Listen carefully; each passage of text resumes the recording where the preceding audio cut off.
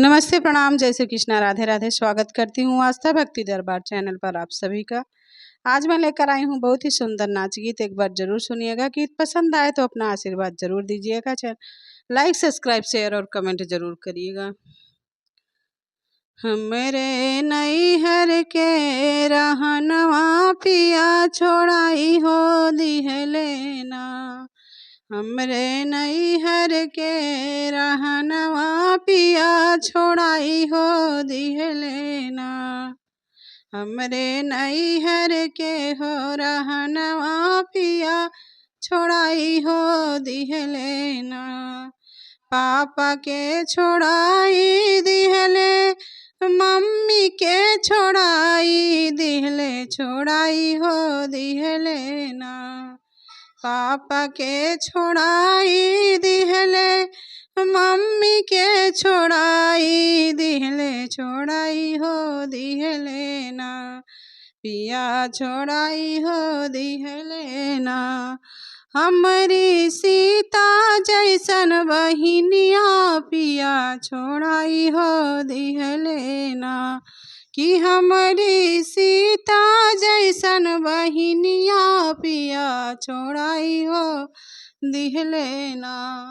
हमरे नैहर के हो रहनवा पिया छोड़ाई हो दिहलेना। कि हमरे नैहर के हो रहनवा पिया छोड़ाई हो दिहलेना।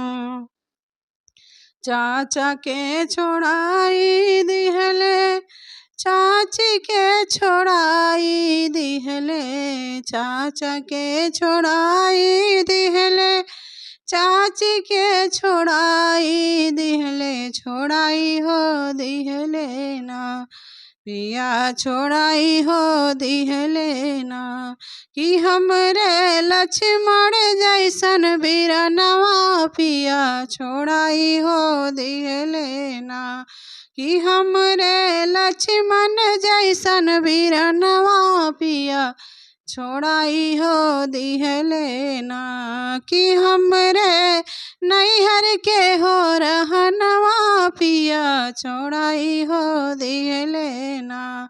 कि हमरे नैहर के हो रहनवा पिया छोड़ाई हो दिहलेना। भैया के छोड़ाई दिहले, भाभी के छोड़ाई दिहले, भैया के छोड़ाई दिहले, भाभी के छोड़ाई दिहले, छोड़ाई हो दिहलेना। पिया छोड़ाई हो दिहलेना।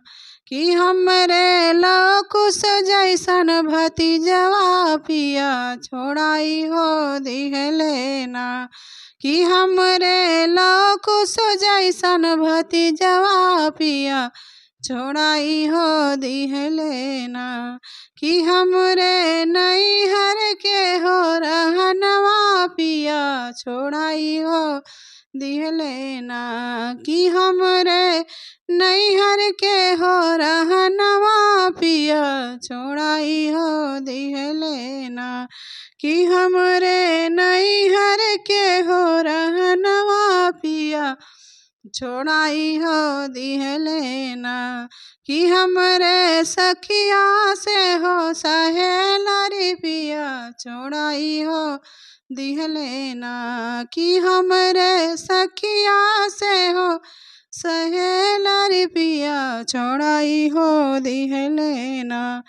कि हमरे नैहर के हो रहनवा पिया छोड़ाई हो दिहलेना।